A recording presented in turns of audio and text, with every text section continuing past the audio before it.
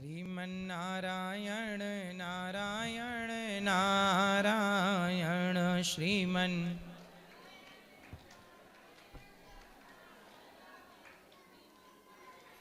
बोलिए भक्त वत्सल भगवान के माइक।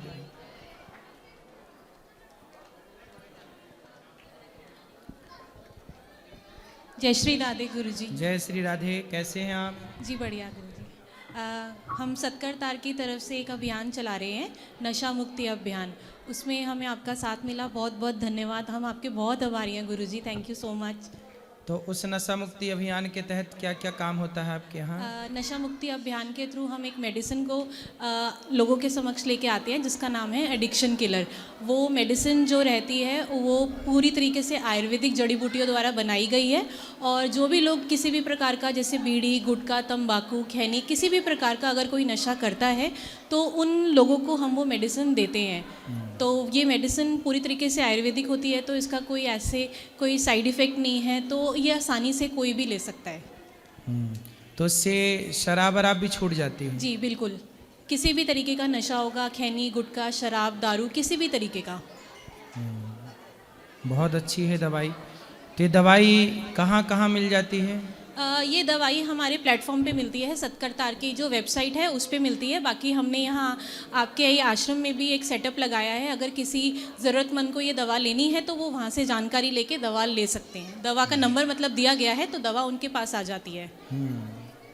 कितने की है दवाई? वैसे तो देखिए, ये दवाई जो है ना 3,000 रुपये की है, पर अभी हम आश्रम से जुड़े जितने भी श्रद्धालु हैं, वो नेक काम में उनका भला हो सके, जो नहीं ले सकते, सबको ये दवाई हम 1,000 रुपये में उपलब्ध करा देंगे। तो ये दवाई का कोई साइड इफेक्ट है? जी नहीं, बिल्कुल भी कोई इसका साइड इफेक्ट नहीं है। तो ये दवाई किसने बनाई है? ये दवाई हमारी पूरी रिसर्च टीम में काफ़ी समय लगाकर बनाई गई है, और जितने भी इसमें जड़ी बूटियाँ जैसे गिलोय है, अश्वगंधा है, ब्राह्मी है, शंख पुष्पी है, ये सारी की सारी रिसर्च करने के बाद पूरी क्लिनिकली अप्रूव्ड ये मेडिसिन है। वाह, ये तो बहुत अच्छी बात है। इन्होंने एक दवाई बनाई है जो शराबी को यदि पिलाई जाए, खिलाई जाए तो वो शराब छोड़ देगा। जी बिल्कुल। तो क्या 3 महीने का समय लगता है? 3 महीने? जी। तो ये दवा, अगर जैसे मान लीजिए कोई ऐसा मरीज़ है जो नहीं अपने आप को शराबी मानता या नहीं नशा छोड़ना चाहता, तो ये दवाई ऐसा है कि अगर घर वाले उसको बिन बताए किसी भी खाने की चीज़ में मिला के देंगे या कैसे भी देंगे तो भी ये उतना ही असर करेगी अगर किसी को बता के दी जाए। कोई छोड़ना चाहे शराब अपने मन से, तो वो शराब की दवाई है, खा लो तो ठीक हो जाएगी, अर्थात शराब छूट जाएगी। बाकी जो मेडिसिन है वो भी आपके पास रखी हुई है। जो मेडिसिन होता है उसका ना तो कोई टेस्ट होता है, ना कोई स्मेल होता है, तो किसी को पता भी नहीं चलता कि हमने उसको कोई दवा दी है। तो आसानी से ये दवा किसी को भी दी जा सकती है। बहुत अच्छा है, निश्चिंत रहिए। आपकी ये दवाई यदि लोगों को नशा छुड़ाने में सहयोगी बन गई तो बहुत लोग इस दवाई का लाभ ले पाएंगे और आपका बनाना इस दवाई को सार्थक हो जाएगा। जी बिल्कुल गुरुजी। बहुत तालियां बजा के इनका अभिवादन वंदन करें। इन्होंने एक ऐसी दवाई बनाई जिस दवाई से लोगों की शराब, लोगों का नशा छूट जाएगा। तो आप भी यदि नशा छोड़ना चाहते हैं तो निश्चित नशा मुक्ति अभियान से जुड़िए। बहुत सुंदर। नमस्कार महाराज जी। जी मैम, मैं पिछले 2 सालों से एक दिन छोड़ के ड्रिंक कर रहा हूँ, मेरी छूट नहीं पा रही है। तो मैं ये जानना चाहूँगा, जैसे ये मतलब किसी चीज़ में मिला के लेनी है, दरअसल मेरे साथ प्रॉब्लम है ये। जी जी मैम। जी ये माइक ले लीजिए, इनको दीजिए माइक। जैसे आप खुद से अगर ये नशा छोड़ना चाहते हैं तो सबसे पहले तो है कि अगर आप अपना मन पक्का करते हैं, नशा छोड़ने की तरफ आगे बढ़ना चाहते हैं, तो थोड़ा सा दवाई तो मदद करेगी। दवाई अपना काम पूरा करती है। दवाई क्या करती है कि आपके ब्रेन में जो भी डिसबैलेंस हो रहा है हार्मोन का, या जो भी नहीं छोड़ पाने की वजह हो रही है, उस पर काम करेगी, है ना। आपने जितना भी नशा किया है उसके जितने भी कीटाणु आपके शरीर में इकट्ठा है, टॉक्सिन्स, उनको आपके मलमूत्र के द्वारा बाहर करेगी। तो हमारी दवाई कुछ 3 मतलब 3 हिस्सों में काम करती है। सबसे पहले ये आपके दिमाग पे काम करती है कि आपके दिमाग के जो हार्मोनल चेंजेस हैं उन पे काम किया जाए, उनको ठीक किया जाए, ताकि आपकी सोचने समझने की जो शक्ति है, आपके जो डिसीजन मेकिंग पावर है वो ठीक हो सके। उसके बाद हम ये टॉक्सिन्स आपकी बॉडी से बाहर निकलवाते हैं। ये मेडिसिन उसमें भी हेल्प करती है क्योंकि इसमें गिलोय है, आंवला है, ये आपकी इम्यूनिटी बूस्ट करती है।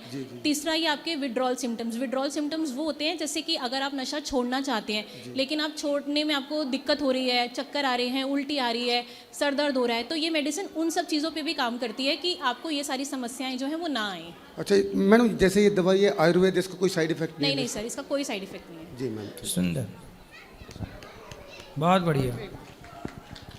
महाराज जी को प्रणाम और सभी को राधे राधे। महाराज जी, मुझे भी पीने की आदत है, मैं इसमें शर्मा जो पीता हूँ बता रहा हूँ इसलिए।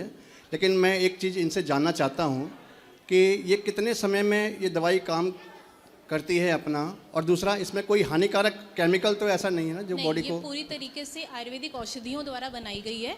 इस दवाई को आपके शरीर पे काम करने में 21 से 90 दिन का समय लगता है, क्योंकि हमारे ब्रेन की एक खास बात होती है कि हमारी जो बुरी चीज़ें हैं उसको नई चीज़ों में बदलने में उसको 21 से 90 दिन का समय लगता है, जिसको हम न्यूरोप्लास्टिसिटी कहते हैं। तो हमारी दवाई उसी सिद्धांत पे काम करती है कि 90 दिन के अंदर अंदर आपकी जो बुरी आदतें हैं वो धीरे धीरे करके छूट जाती हैं। सुंदर। Radhe Radhe Guruji. Hello ma'am. Ma'am, मेरा सवाल ये था कि अगर कोई मरीज़ ये ना लेना चाहे दवाई, तो हम क्या उसको बिना बताए की मेडिसिन दे सकते हैं? जी बिल्कुल, आप उनको बिना बताए दे सकते हैं। आप उनकी रोटी में मिला के दे सकते हैं, उनकी सब्जी में मिला के दे सकते हैं। ये दवाई जो है ये 2 फॉर्म्स में आती है, पाउडर में भी आती है, लिक्विड में भी आती है। इसका ना तो कोई कलर होता है ना कोई टेस्ट होता है, तो आप जिस भी मरीज़ को देंगे वो आसानी से ले सकेगा और उसको पता भी नहीं चलेगा। Okay ma'am, thank you. Guruji, आपके चरणों में कोटि कोटि प्रणाम। मैं छत्तीसगढ़ जिला जांजगीर चांपा से बोल रहा हूँ, सत्यवान साहू, और मैं कोई नशा नहीं करता गुरुजी।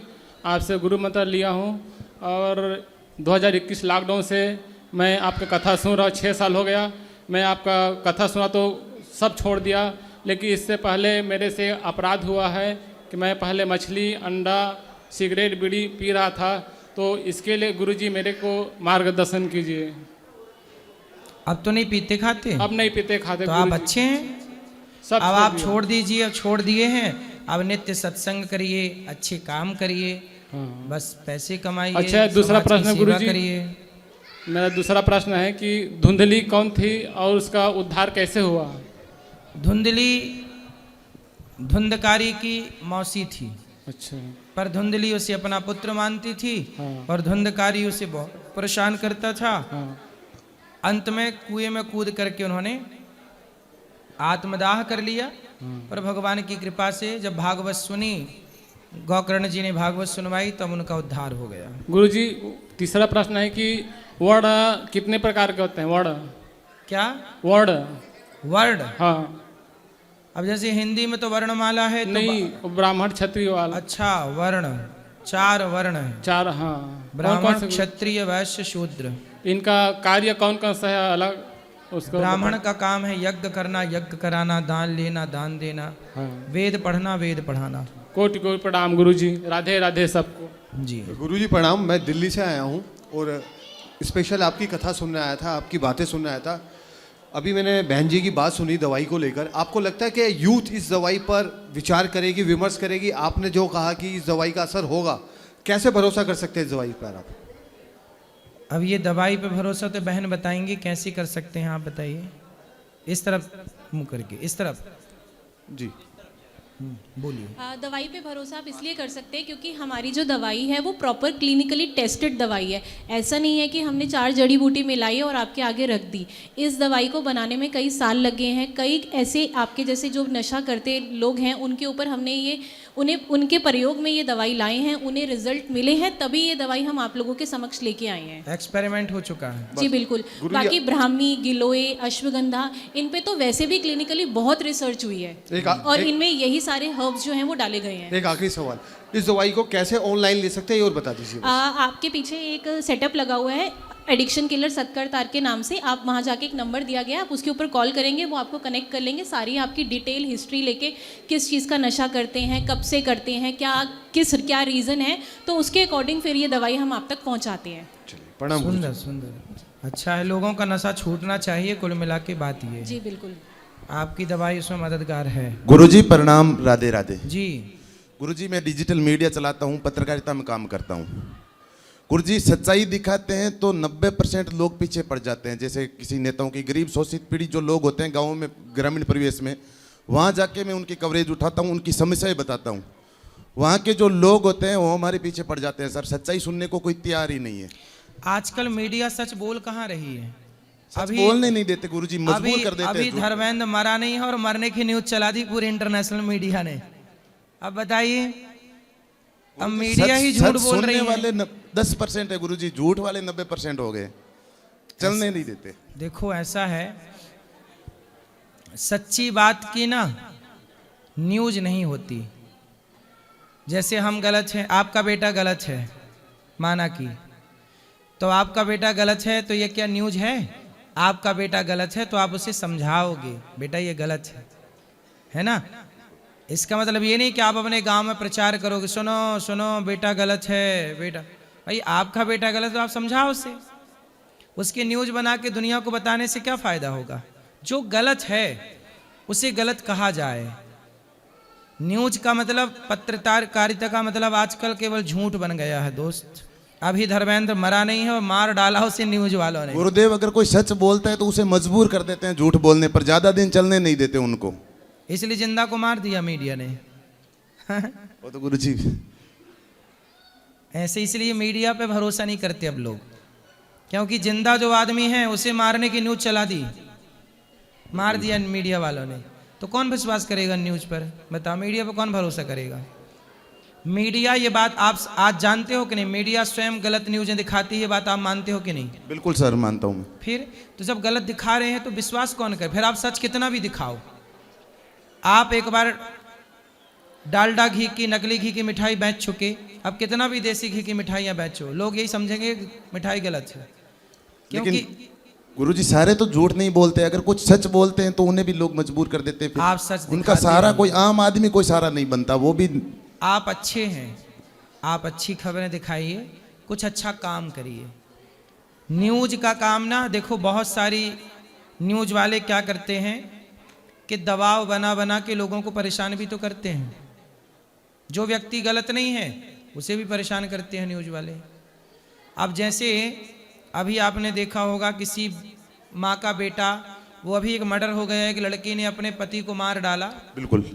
तो न्यूज वाले उसकी माँ के पास जा जा के परेशान करने लगे। अरे भाई, कोई दुखी है, किसी का बेटा मर गया, आप उसके दुख में उसके साथ तो दे नहीं रहे हो। बस वो सोते जागते उठते बैठते खाते पीते बस उसके मुंह पे माइक ठूंस दिया। इंसानियत भी है कि नहीं? कोई मर रहा है तो न्यूज वाले पूछते हैं, भाई आपको कैसा लग रहा है? अभी बिहार में बाढ़ आई, घर डूब गए, जिनके घर डूबे उनसे पूछ रहे हैं आपको कैसा लग रहा है।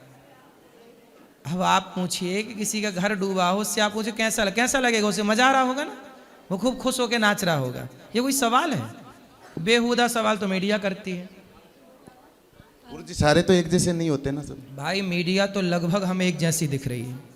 अभी हमने लिव इन रिलेशनशिप पे बात की थी तो सारे मीडिया पीछे पड़ गई। क्यों? लिव इन में रहना सही है कि गलत है? आप बताओ, आप तो मीडिया से हो। गलत है सर।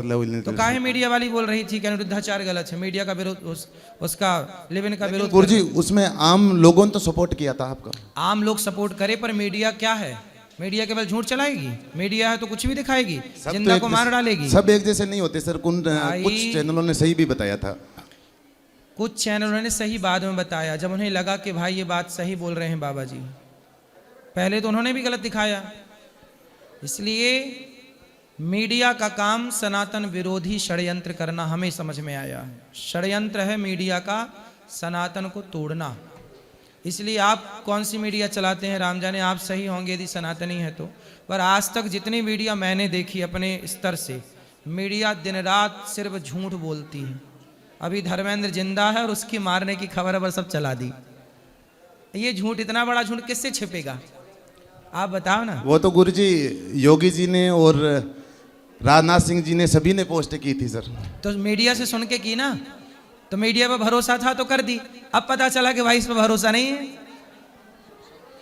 भाई भरोसा तो मीडिया पे था इसलिए कर दी, पर अब तो भरोसा टूट गया। अब कैसे बनेगा बताओ। बिल्कुल, लेकिन मेरा सर गुरुजी एक ही सवाल है कि सारे एक जैसे नहीं होते, सारे संत भी एक जैसे नहीं होते गुरुजी। तो फिर काहे संतों को बदनाम करती है मीडिया? काहे संतों को आपस में हम तो लड़ाती आपके है? पैर पूछते हैं। आप नहीं, आप अच्छे हो, पर मैं इंटरनेशनल बड़ी मीडिया की बात कर रहा हूँ। वो क्यों संतों को लड़ा रही है? क्योंकि टीआरपी का खेल है। किसी को मार देने से उनको टीआरपी मिलेगी तो मार देते। जैसे धर्मेंद्र को मार दिया, हाँ, टीआरपी मिल गई, उनको पैसा कमा लिया, छुट्टी। संतों को बदनाम करने से टीआरपी मिलती है, बदनाम कर दिया। ऐसे उनका कोई धर्म नहीं है, उनकी कोई इंसानियत नहीं है। किसी का घर डूब रहा है तो डूब जाए, वो ये नहीं कहेंगे कि चल हम तेरे को घर बनवा के देंगे। नहीं, कैसा लग रहा है घर डूब रहा है आपका? कैसा लग रहा है आपको? अब गुरुजी लास्ट बात है, आप चेला समझकर मेरे को ये बता दीजिए कि सच्चाई के साथ चलते रहे, चाहे कितनी भी कठिनाइयां आए, सच्चाई या ही फिर- दिखाओ, सच ही दिखाओ। सच पे चलो, सच पे चलने से सामने वाले को अच्छा लगे। मैं कहता हूं कि मैं यदि गलत हूं तो मुझे बिल्कुल गलत कहा जाए।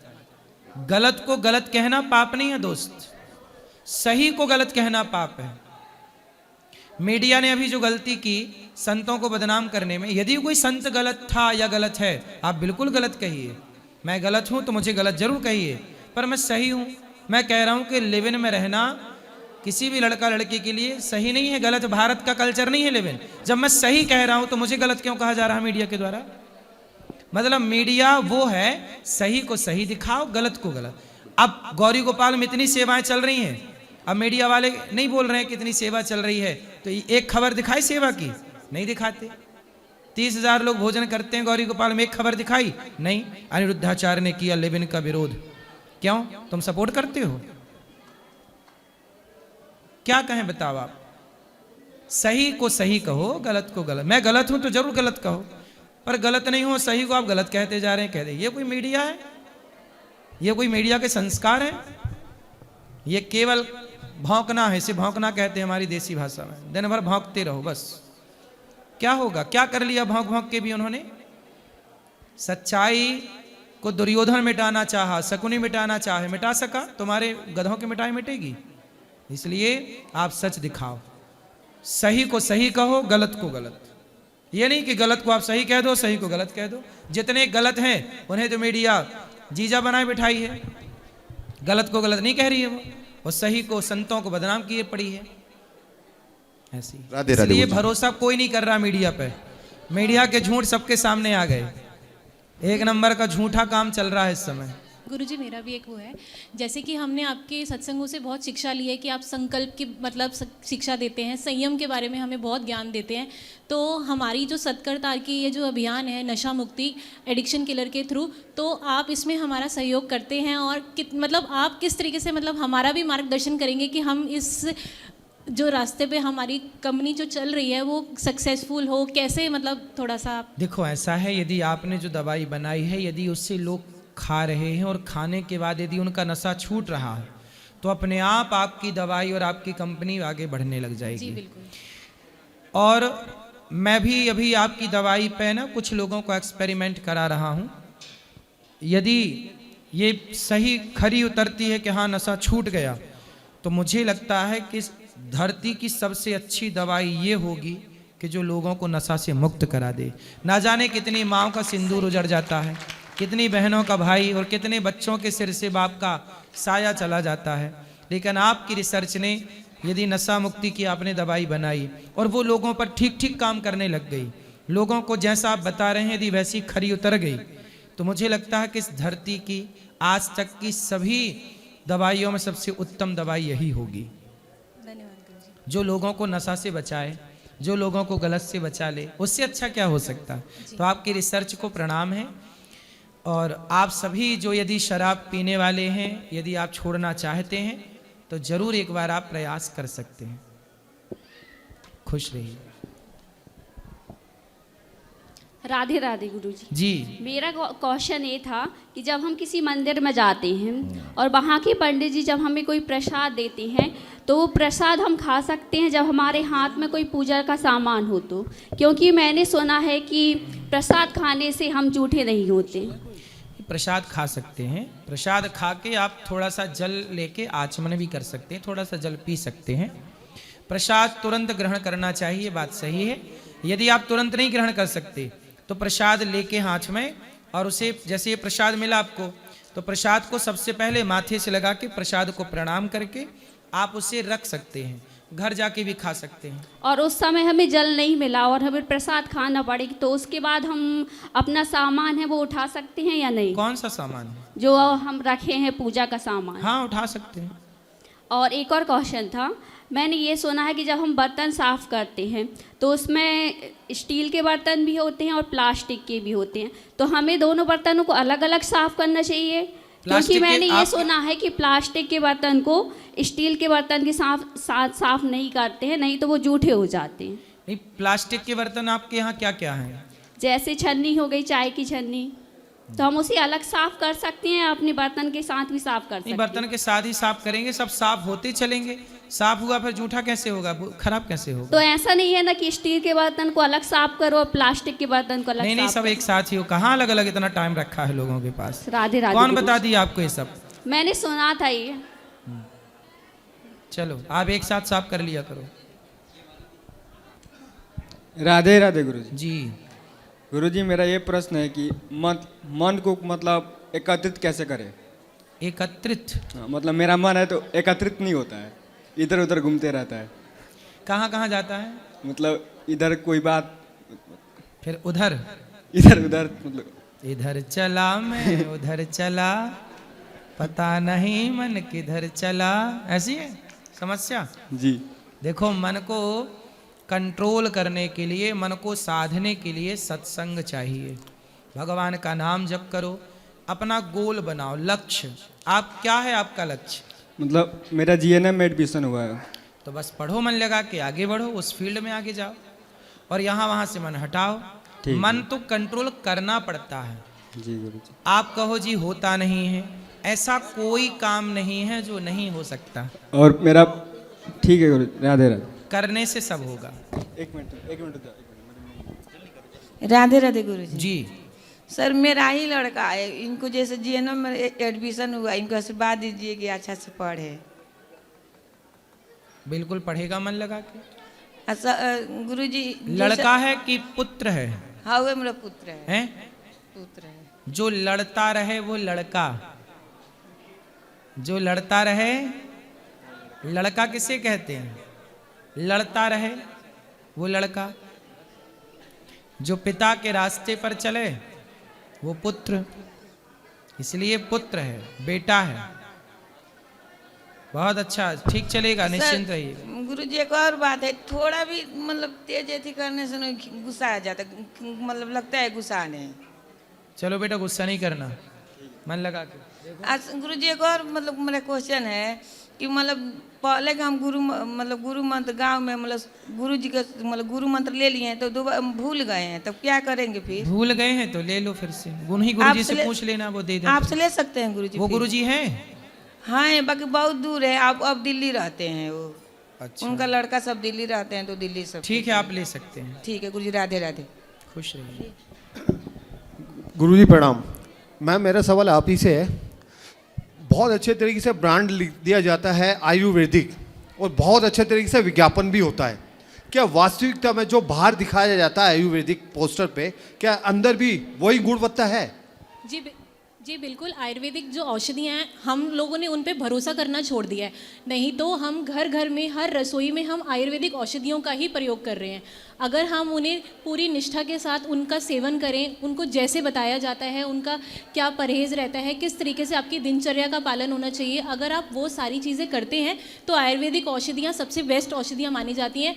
आयुर्वेद पे भरोसा हमें सबसे पहले करना होगा। आप खुद देखिए, हमारे जो आचार्य थे वाग्भट जी, वो ये कहते थे कि रसोई घर जो है वो सबसे बड़ा औषधि केंद्र है। तो जीरा है, आपके घर में दालचीनी है, अदरक है, मुलेठी है, ये सारी की सारी औषधियाँ ही हैं। हमने इन्हें खुद मसालों का नाम दे दिया है।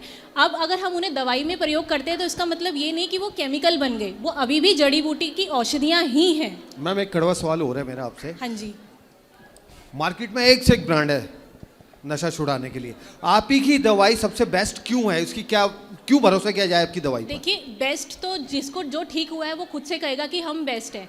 हम तो सिर्फ अपनी दवाई को लोगों के पास लेके जाते हैं, लोगों के ऊपर उनको जो जितने भी घर हैं या जितने भी परिवार जो इच्छुक हैं ये जो लेना चाहते हैं, हम सिर्फ उनकी मदद करते हैं। ये अच्छी है या बुरी है ये तो हमें लोग जब आके खुद से बताते हैं तो हमें अच्छा लगता है सुनने में भी कि हमारी दवाई चलो एक घर को तो ठीक कर सकी। चलिए, मैं आपकी दवाई जरूर लूंगा और मैं अपने ऊपर प्रयोग करूंगा, और मैं सफल हुआ तो अपने यूथ को और अपने आसपास भी लोगों को संदेश दूंगा ये दवाई वास्तविकता में असरदार है। राधे राधे गुरुजी। खुश रहिए। क्यों ये लड़ाई कौन कर रहा है? क्यों? गुरुजी जय श्रीमान नारायण जी। गुरुजी, मैंने अपने हाथों से ये चित्र बनाया है, वाह। मैं आपको देना चाहता हूँ। दे दो। अपने हाथों से। हाँ हाँ, अपने हाथ से देना भाई, पड़ोसी के हाथ से मत देना। बोलो बोलो, दो। गुरुजी राधे राधे जी।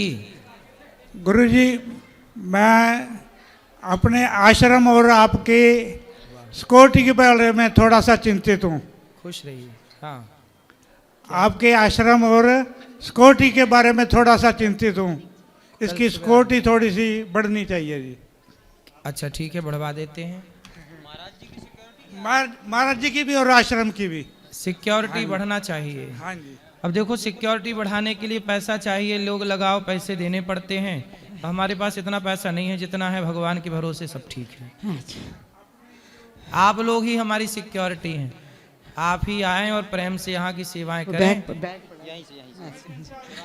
नहीं, आपकी चिंता बिल्कुल जायज है। आप हमारे पिता तुल्य हैं और आप चिंता कर रहे हैं, बहुत अच्छी बात है। बाकी रक्षक भगवान है, कोई नहीं। गुरुजी राधे राधे। जी जी। गुरुजी ऐसे है, मेरे ना घुटने दुखते हैं बहुत, तो मैं आती हर 3 महीने बाद हूँ। तो बच्चे ना वहाँ पे ले नहीं जाते बांके बिहारी मंदिर तक, चला नहीं जाता। तो अपना गौरी गोपाल हॉस्पिटल है आयुर्वेदिक, दिखा लो एक बार। बिना अब मैं दिखा के आई हूँ गुरुजी, बिना ऑपरेशन के ठीक हो जाता है। हाँ जी, दिखा के आई हूँ। तो फिर मैं जैसे बांके बिहारी नहीं जाती, फिर मुझे पाप लगेगा? नहीं, पाप नहीं लगेगा। हिम्मत हो तो चले जाओ, वरना अब ठीक हो जाएंगी तब आ जाना। तो मैं तो बच्चों को यही कहती हूँ, मेरे तो सब कुछ यही है, बस जो कुछ भी है यही है। गुरुजी, मैं आपसे बहुत प्यार करती हूँ, बहुत प्यार करती हूँ, आपको अपना बेटा मानती हूँ। बिल्कुल मैया। जब ये मीडिया वाले बोलते थे ना, तो मैं तो चैनल ही चेंज कर देती थी, मैं रोने लग जाती थी। मुझे इतना महसूस होता था कि एक बेटा इतना अच्छा काम कर रहा है। आज अपने बेटे तो करते नहीं है, तो वो इतनी माओं का ख्याल रख रहे हैं, इनको पता नहीं क्या है, बोलते जा रहे हैं। मुझे बहुत गुस्सा लगता था गुरुजी। मीडिया वाले मैया जी केवल पैसे के पीछे भागते हैं, पैसे में वो कुछ भी दिखा देते हैं जी।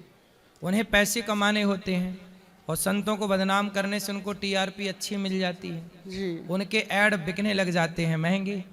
तो वो कि पूरा खेल ऐसा है ना भैया, संतों को बदनाम। अब कुछ मीडिया विदेशी फंडों पर चल रही है जी, विदेशों से फंड, तो उनके जो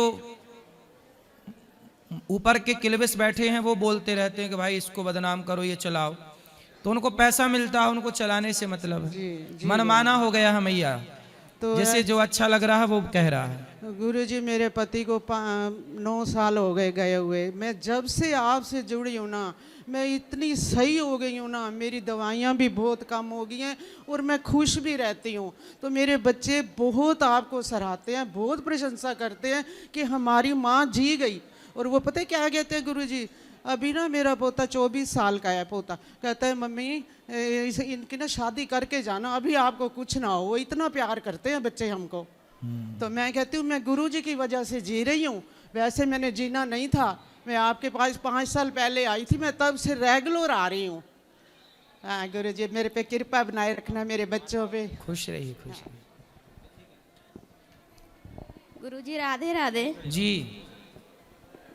गुरुजी मैं क्या कहूँ, कुछ समझ में नहीं आ रहा, मुझे खुद नहीं पता मैं कहाँ से शुरू करूँ कहाँ से ख़त्म करूँ। मेरे पति शराब पी के मार तोड़ गंदी गाली घर से निकाल दिया और ताला मार के घर से निकाल जाते। मेरे 2 छोटे छोटे बच्चे हैं, पढ़ाई भी छूट गई, इसकी पेपर था। मैं बहुत मुश्किल से पति शराब पी लाए हो पति को? नहीं, वो कैसे आ जाएंगे, मुझे तो मार के घर से निकाल दिया। पति को भी ये दवाई देना शराब मुक्ति वाली, उनको देना शराब मुक्ति वाली दवाई, ले जाके वो ठीक हो जाएंगे। अब मैं क्या करूं, मैं घर से तो निकल आई, छोटे छोटे 2 बच्चे महाराज लेके। जी आप चाहें तो ये दवाई आप अपने हाथ से भी इनको दे सकते हैं। ठीक है, हम यहाँ पे वितरण के लिए भी लेके आए हैं। तो अब ये दवाई बहन से ले लेना, दवाई लेके और उनको देना, वो सब विधि बता देंगे। जी ठीक हो जाएंगे आपके पति। राधे राधे गुरुजी। राधे राधे। राधे राधे गुरुजी। जी गुरुजी मतलब मेरे बाबा खैनी खाते हैं तो मम्मी इसलिए झगड़ा करते हैं, फिर भी नहीं बाबा नहीं सुनते हैं। कितने बड़े हैं बाबा? ओए मेरे पिताजी। कितने उम्र है, कहाँ है पिताजी? वही है। अच्छा ये खैनी खाते हैं? जी। काहे खाते हैं भैया? बोले वृंदावन आके माने नहीं छोड़ते हैं, वृंदावन आके भी खाते हैं। खैनी की बात कराओ खैने वाली बाबा से। गुरुजी जय श्रीमन नारायण। जय श्रीमन नारायण। कहो बाबा काहे खाते हो खैनी? खैनी तो छोड़ने के लिए हम बहुत प्रयास करते हैं, मेरा और कोनो नशा नहीं है। 3-4 दिन हो गया मैं फेंक दिए हैं, अपने जेबी से फेंक दिए हैं, अब चुनौती भी फेंक दिए, लेकिन वो कैसे लत है छूटती नहीं है मुझसे। तो फिर फेंक देते हो, फिर वो खैनी अपने से आके आपके मुंह में घुस जाती है? नहीं, मैं जब फिर दुकान से खरीद लेते हैं। ये छोड़ना चाहते हैं। तो छोड़ना चाहते तो नशा मुक्ति वाली बहन से बात कर लो। यही तो मैं सोचे हैं कि अगर जी ये किस तरह छूटेगी मुझसे? देखिए ये जो है ना, अगर हम कोई भी सामान्य चीज़ है, अगर हम उसका सेवन रेगुलर बेसिस पे करते हैं, रोज़ाना करते हैं, तो कहीं ना कहीं हमें उसकी आदत हो जाती है, हम उसके डिपेंडेंट हो जाते हैं। तो उस चीज़ को छोड़ने में थोड़ा समय लगता है, क्योंकि उस डिपेंडेंसी से क्या होता है, आपके दिमाग पे असर पड़ता है। आपका दिमाग डिसीजन नहीं ले पाता कि आपके लिए सही क्या है गलत क्या है।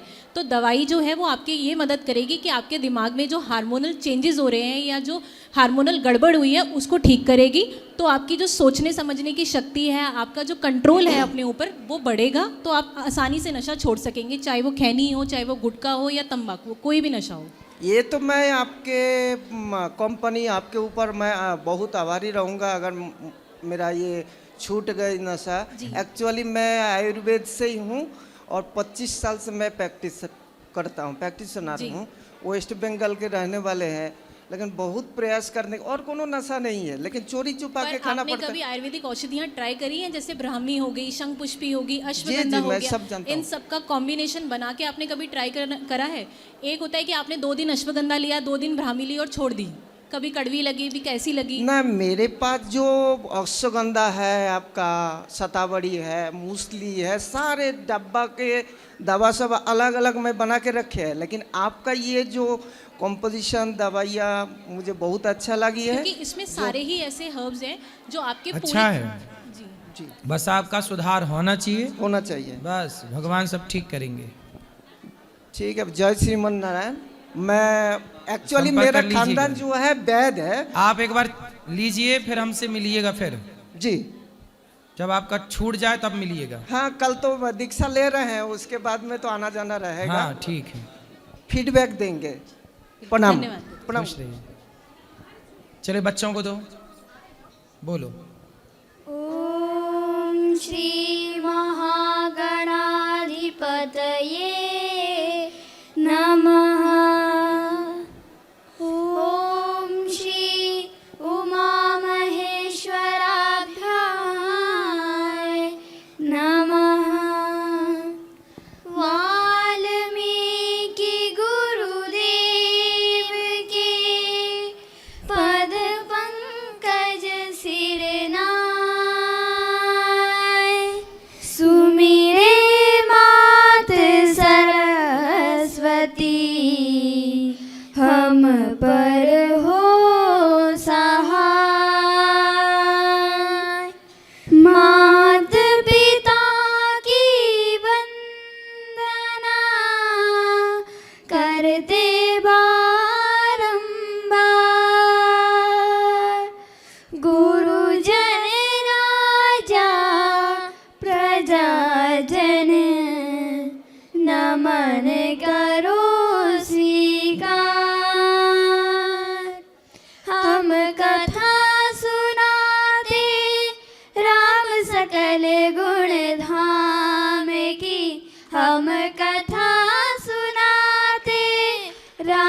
सकल गुण धाम की ये रामायण है, पुण्य कथा श्री राम की ये रामायण है, पुण्य कथा श्री राम की। जम्बूद्वीपे भरत खंडे आर्यावर्ते भारतवर्ष एक नगरी है, विख्यात अयोध्या नाम की यही जन्म भूमि है, परम पूज्य श्री राम की हम कथा सुनाते, राम सकल गुण धाम की ये रामायण है, पुण्य कथा श्री राम की ये रामायण है, पुण्य कथा श्री राम की। बहुत सुंदर, बहुत बढ़िया, बहुत सुंदर।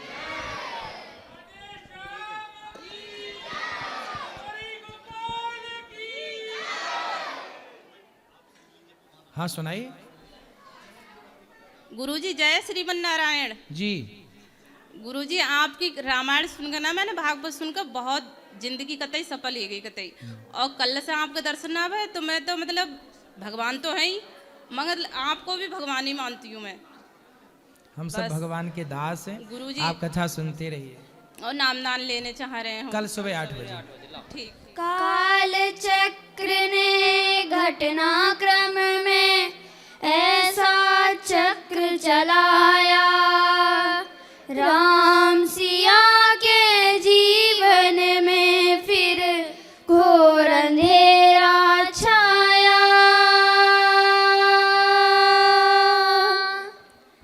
अवध में ऐसा एक दिन आया, निष्कलंक सीता पे प्रजा ने मिथ्या दोष लगाया। अवध में ऐसा एक दिन आया, जल्दी सिया जब तोड़कर सबने हनाते मोह के, पाषाण हृदयों में न अंगारे जगे विद्रोह के। ममतामयी माओ के आंचल भी सिमट कर रह गए, गुरुदेव ज्ञान और नीति के सागर भी घट कर रह गए। ना रघुकुल नायक कोई न सिया का हुआ सहायक, मानवता को खो बैठे जब सभ्य नगर के वासी, तब सीता को हुआ सहायक वन का एक सन्यासी। उन ऋषि परम उदार का वाल्मीकि शुभ नाम, सीता को आश्रय दिया ले आए निज धाम। रघुकुल में कुलदीप जलाए, राम के दो सुत सियने जाए। श्रोतागण, जो एक राजा की पत्नी है और एक राजा की पुत्र वधू है और एक चक्रवर्ती राजा की पत्नी है, वही महारानी सीता वनवास के दुखों में अपने दिन कैसे काटती है, अपने कुल के गौरव और स्वाभिमान की रक्षा करते हुए किसी सहायता मांगे बिना कैसे अपना काम वो स्वयं करती है। स्वयं वन से लकड़ी काटती है, स्वयं अपना धाम कूटती है, स्वयं अपने चक्के पीसती है और अपनी संतान को स्वावलंबी बनने की शिक्षा कैसे देती है, और उसकी करुण झांकी देखिए। जनक दुलारी कुल वधु दशरथ जी की राज रानी हो के दिन वन में बिताती है। रहते थे घेरे जिस दास दासी, आठों याम दासी बनी अपनी उदासी को छुपाती है। धर्म प्रवीण सती परम कुलीना, सब विधि दोषहीना जीना दुख में सिखाती है। जग माता हरि प्रिया लक्ष्मी स्वरूप सिया, कूटती है राम बोझ स्वयं बनाती है। कठिन कुल्हाड़ी लेके लकड़ियाँ काटती है, करम लिखे को पर काट नहीं पाती है। फूल भी उठाना भारी जिस सुकुमारी को था, दुख भरे जीवन का बोझ वो उठाती है। अर्धांगिनी रघुवीर की वो धर धीर भरती है, नीर नीर नैन में नलाती है। जिसकी प्रजा के अपवादों के कुचक्र में वो पीसती है, जाके स्वाभिमान को बचाती है। पालती है बच्चों को वो कर्म योगिनी के भांति, स्वाभिमानी स्वावलंबी सबल बनाती है। ऐसी सीता माता की परीक्षा लेते, दुख देते निठुर नियति को दया भी नहीं आती है। उस दुखिया के राज दुलारे, हम ही सुत श्री राम तिहारे। ओ सीता माँ की आँख के तारे, लव कुश है पितु नाम हमारे। है पितु भाग्य हमारे जागे, राम कथा कही राम के आगे। वाह, बहुत सुंदर, बहुत बढ़िया, बहुत सुंदर। राधे राधे गुरुजी जी। मैं जयपुर से आई हूँ, स्मृता शर्मा मेरा नाम है। और मेरा प्रश्न ये है कि क्या सनातन धर्म के अनुसार बिना कन्यादान किए विवाह संपन्न है, हो सकता है या नहीं? कन्यादान की परंपरा है जी। कन्यादान नहीं होगा तो कैसे काम बनेगा? कन्यादान कोई तो करे, गुरुजी, दादी करे, दादा करे, मामा करे, मामी करे, बुआ करे, फूफा करे, कोई भी करे, पर करे ना वो नियम, वो प्रोसेस होता है। गुरुजी मैं ऐसे सोचती हूँ कि मैं अपनी बच्ची का विवाह तो करना चाहती हूँ पर कन्यादान नहीं, क्योंकि मैं इतनी वो नहीं, मैं अपने बच्चे को अपने प्राणों से प्यारा जो समझती हूँ उसका दान कैसे कर सकती हूँ? तो आपकी बहू है? नहीं। तो कन्यादान जब नहीं करेगी उसकी माँ, तो आपकी बहू कैसे बनेगी वो? तो मैं विवाह करना चाहती हूँ, विवाह करा के भेजना चाहती हूँ, पर दान में नहीं देना चाहती।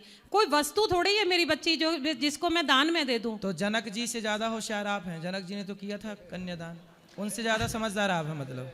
नहीं, आप बताइए, जनक जी ने फिर बेटी सीता का कन्यादान क्यों किया? मतलब वो आपके जैसे समझदार नहीं थे?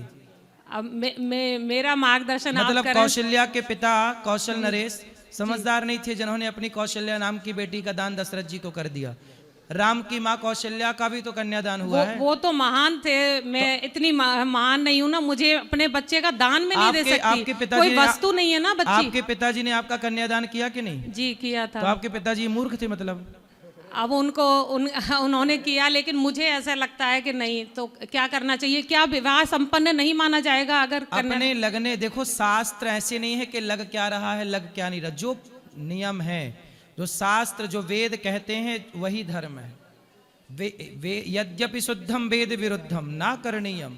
वेद जो कहते हैं वही मानो, जो वेद कहते हैं वही मानो, जो वेद मना करते हैं वो मत करो। आप तो वेद विरुद्ध जा रही हो, सनातन विरुद्ध है ये। कन्यादान, आज जितनी बेटियां हैं ससुराल में जीवन गुजार रही हैं, तो क्या कन्यादान करके क्या कोई बुराई है? नहीं गुरुजी, केवल आपको बहू ऐसी मिले जो विवाह तो हो जाए आपके बेटे से, पर वो अपनी माँ से जुड़ी रहे, आपका घर बर्बाद हो जाएगा। नहीं गुरुजी, तो बेटे का कन्यादान क्यों नहीं होता? विवाह तो उसका भी होता है। आजकल के बेटों का कन्या पहले हो जाता है। लड़की बाप माँ बाप छोड़ती है, उससे पहले शादी के 4 महीने बाद ही लड़का अपना बाप महतारी सब छोड़ देता है। वो कहते हैं लोग, कहते हैं कि बेटियां पराई होती हैं। बेटियां आजकल नहीं पराई होती, आजकल बेटियां अपने माँ बाप से कनेक्ट रहती हैं, विवाह के बाद लड़के पराये हो जाते हैं जो माँ की तरफ देखते ही नहीं है। लेकिन वो धार्मिक संस्कार में उसमें तो नहीं आता ना, विवाह में ऐसे कन्यादान बेटी का ही किया जाता है, बेटे का नहीं। तो और आप विवाह दोनों का। तो आप अपने बेटे का कर देना, क्या दिक्कत है?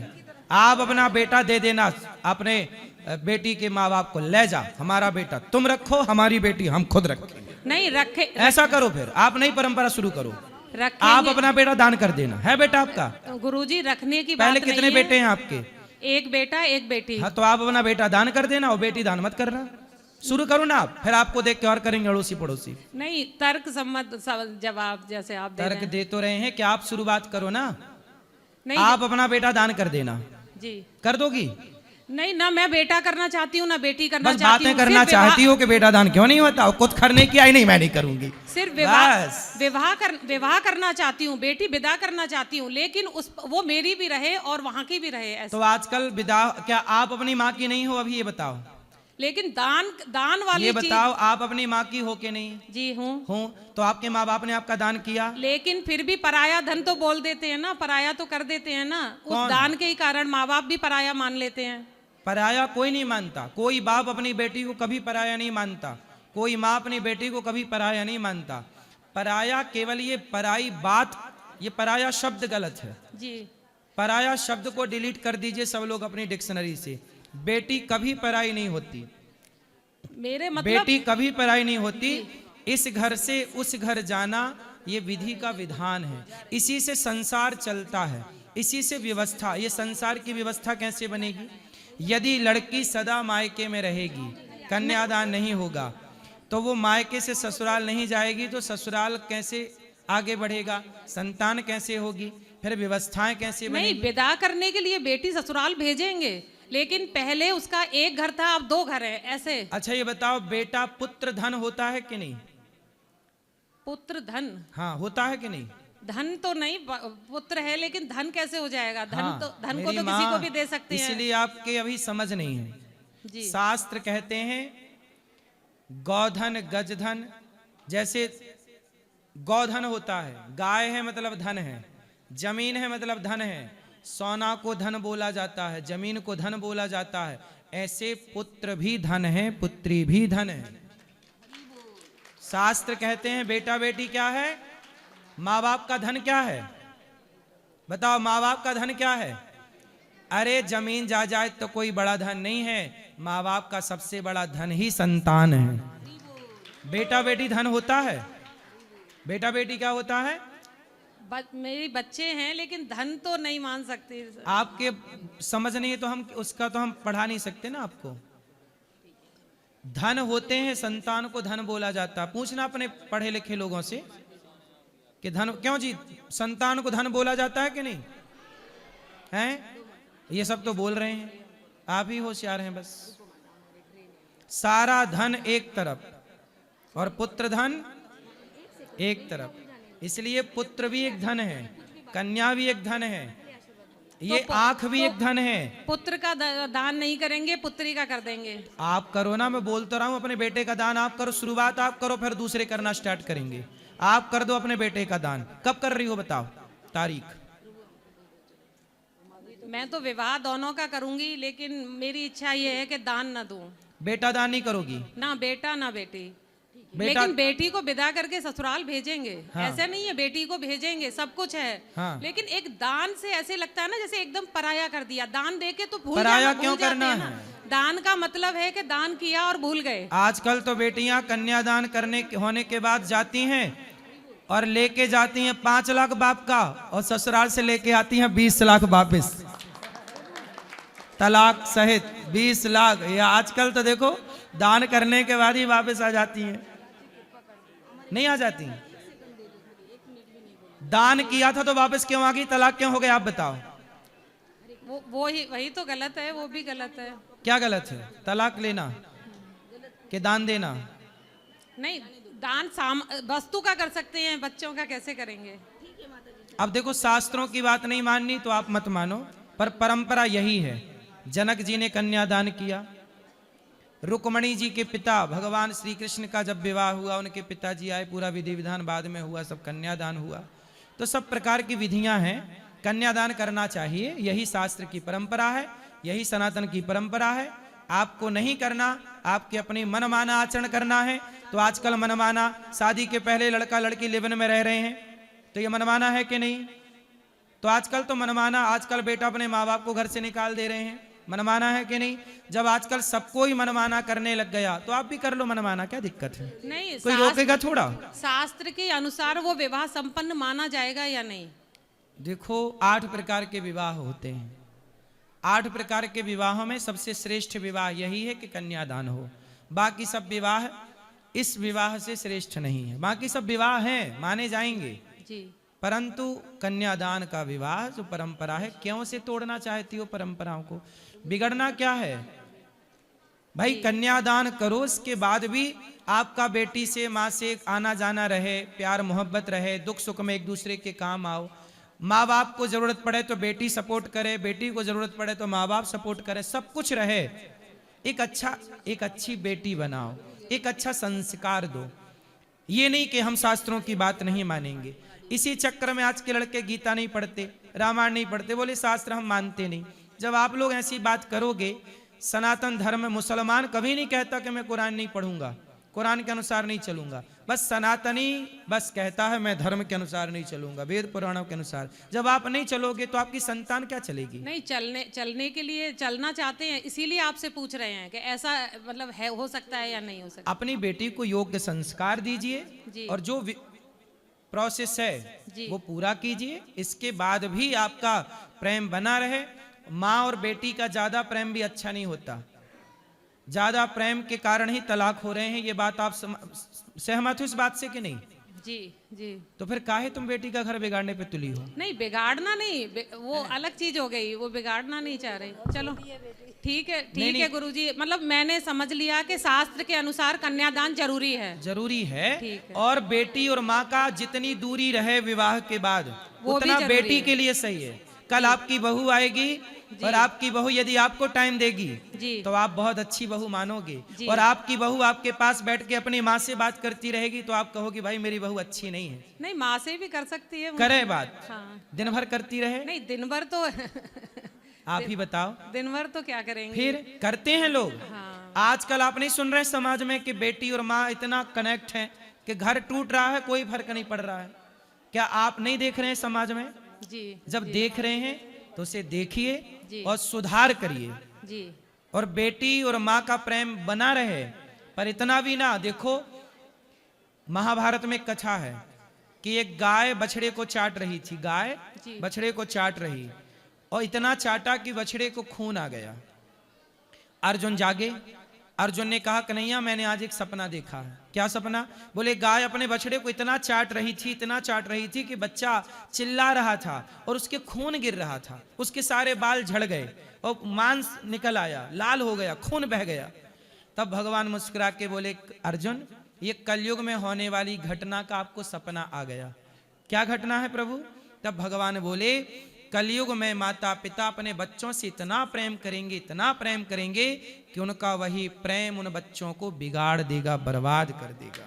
जय हो राधे। अति सर्वत्र वर्जयित। आपने एक गीत सुना होगा, एक गीत सुना होगा, चाहे बेटा कितना प्यारा हो उसे सिर पे बिठाना ना चाहिए, चाहे बेटी कितनी सुंदर हो उसे घर घर घुमाना ना चाहिए। तो ये सब बातें हैं, अब आज के लोग समझते नहीं है, लेकिन हर बात के पीछे कोई अर्थ है। ठीक है, यदि कहा जा रहा है कि बेटा वहां आप जैसे कहती हो ना बेटा मोबाइल ना चलाओ, तो बच्चा कहता हमारी माँ कैसी है बताओ, मोबाइल चलाने से रोकती है। लेकिन आप समझती हो कि मोबाइल चलाना गलत है, पर बच्चा नहीं समझता। बच्चा कहता कि मेरी माँ तो दुश्मन है, मोबाइल नहीं चलाने देती, जबकि आप उसके भले के लिए बोल रही हो। ऐसे ही शास्त्र सदा भले की बात करते हैं, लेकिन कई बार हमारी अज्ञान बस समझ में नहीं आता। हमें लगता जी ये तो क्या कह रहे हैं शास्त्र वेद पुराण गुरुजन। उसी अज्ञानता को दूर करने के लिए आपके पास आए हैं। हाँ, तो अब समझ में आई बात की नहीं? जी। क्या समझ में आया बताओ? बस ये आया कि शास्त्रों के अनुसार ही अगर कन्यादान उसमें है, लिखा है, उसके द्वारा ही विवाह संपन्न होना है तो वही करना है। ठीक, राधे राधे। खुश रहिए। राधे राधे महाराज जी। मैं जयपुर से आया हूँ, राजेंद्र पाठक मेरा नाम है जी। मुझे केवल एक प्रश्न करना है कि साधु और संत दोनों अलग अलग हैं या एक ही है? साधु संत ऋषि मुनि संता अलग अलग हैं सब। साधु जो साधना में लगा है, प्राइमरी जो अभी अभी साधना में लगा है, जिसने मन को ईश्वर में लगाया है, साधना में लगा है, वो साधु। और जिसने अपनी इच्छाओं का अंत कर दिया, कोई इच्छा ना रह जाए, जिसने इच्छाओं का अंत कर दिया, वो संत है। लेकिन असली साधु और असली संत की पहचान कैसे हो? आप असली भक्त हैं? आप असली भक्त हैं? असली भक्त तो हो ही नहीं सकता तो मैं। फिर असली को ही असली की पहचान हो सकती है, नकली थोड़ी असली पहचान सकता है। आप पहले असली बनिए, जब आप असली हो जाएंगे तो अपने आप असली संत पहचान लेंगे। अभी आप खुद नकली हैं। कोई भी व्यक्ति अपने आप को असली कैसे बताएगा? हाँ, आप साधक हैं? छल कपट भरा है कि नहीं? नहीं। आपके अंदर कोई छल कपट नहीं है? नहीं है। ईर्ष्या द्वेष? जी। ईर्ष्या द्वेष? ईर्ष्या द्वेष? ईर्ष्या नहीं, ईर्ष्या द्वेष भी नहीं है मेरे अंदर। झूठ कपट? झूठ बहुत इतना बोलता हूँ जो कि मतलब दूसरे का अहित ना करे और मेरा अहित ना हो, बस अपने हिसाब से सही है। केवल मेरा अहित ना हो। तो अब आप संत ढूंढने चले हो असली वाले। हाँ। तो असली संतों की पहचान बता दें जी। जो एक भगवान के आश्रित हैं, जो केवल भगवान के भरोसे हैं, वो संत है। और जो जगत के भरोसे हैं वो संत नहीं है। जो जगन्नाथ के भरोसे हैं वो संत है। जो असली होगा उसका आश्रय केवल भगवान होगा, बस ये असली की पहचान है। तो भगवान मतलब दो, जैसे अभी राधा को भी पूजें अपन और शिव को भी पूजें, तो क्या दोनों को नहीं कर सकते क्या साथ साथ? राधा अलग है, राधा की उपासना शिव जी भी करते हैं। बात समझ में आई? जी। एको ब्रह्म, ईश्वर एक है, एक नारायण है, एक शक्ति है, एक भगवान नारायण, उन्हीं की शक्ति है राधा, चाहे लक्ष्मी कहो राधा कहो, उन्हीं का ध्यान सब करते हैं। शंकर जी किसका ध्यान करते हैं? सदा वसंतम हृदयारविंदे भवम भवानी सहितम नमामि। शंकर जी हनुमान बने और हनुमान जी जब छाती फाड़े तो सीताराम बैठे थे कि नहीं जी? तो शंकर जी खुद नारायण का ध्यान करते हैं। तो वह एक शक्ति है। इंद्र हो, ब्रह्मा हो, सारी लोग ऋषि हो, मुनि हो, सब भगवान नारायण का ही ध्यान कर रहे हैं, राधा कृष्ण का ही ध्यान कर रहे हैं। तो दोनों का साथ साथ नहीं कर सकते अपन? कर सकते हैं, युगल उपासना होती है ना हमारे यहाँ, युगल ही करनी चाहिए। जी, धन्यवाद। खुश। हरे कृष्णा। जी मैया। प्रभु आपकी मिलने की बहुत इच्छा थी 6-7 साल से। मुझे कोई प्रश्न नहीं पूछना, खाली आपका आशीर्वाद चाहिए। मुझे आपको खुद देखना था। हम तीनों सहेलियाँ आप इधर आइए, 9 तारीख से आए। हम ट्रेन में भी यही बोल रहे थे कि हमको गुरु के आश्रम जाना है, गुरु से नज़दीक से देखना है। हम यूट्यूब पे देखते थे, यूट्यूब पे आपके कथा सुनते थे। खुश रहिए। तो प्रभु आप आए, अच्छा लगा। खाली आशीर्वाद दो प्रभु। अभी आप लोग माताओं का दर्शन करना, प्रसाद पाना। ये इस तरह पीली बहन बोलो। राधे राधे गुरुजी। जी गुरुजी, मैं आपकी कथा बहुत सुनती हूँ। आपने बहुत आशीर्वाद, मेरे बच्चे बहुत धार्मिक बने आपके आशीर्वाद से। खुश रहिए। इस मेरे छोटे बच्चे को पूरा हनुमान चालीसा आता है। खुश रहिए, अच्छा है, ये संस्कार आपके अच्छे हैं। जय श्रीमन नारायण गुरु जी। जी जी जी, मैंने आपसे दीक्षा ली है, लेकिन मैं भगवान श्री कृष्ण की भक्त हूँ। तो हमारे घर में जैसे छठ पूजा होती है, मैं करती भी हूँ, लेकिन और कहीं भाव है नहीं भगवान कृष्ण के अलावा। तो मुझे तो क्या सही है ना, भगवान शिव कृष्ण का ध्यान करो। सर मुझे छठ पूजा करना चाहिए? करो करो, छठ पूजा बंद नहीं करना है, छठ पूजा और, करो। और सर एक और प्रश्न था कि जैसे मैं भगवान कृष्ण को मानती हूँ, मंत्र आपका जप करती हूँ, तो क्या मुझे वो कभी दर्शन एक ही देंगे? बात है, कृष्ण और नारायण कोई अलग अलग थोड़ी है। सही है। चलो अब जिनको मिलना है ऊपर चलो, ऊपर मिलेंगे सबको। आओ सब लोग ऊपर। जिनके सवाल रह गए कल बात करेंगे।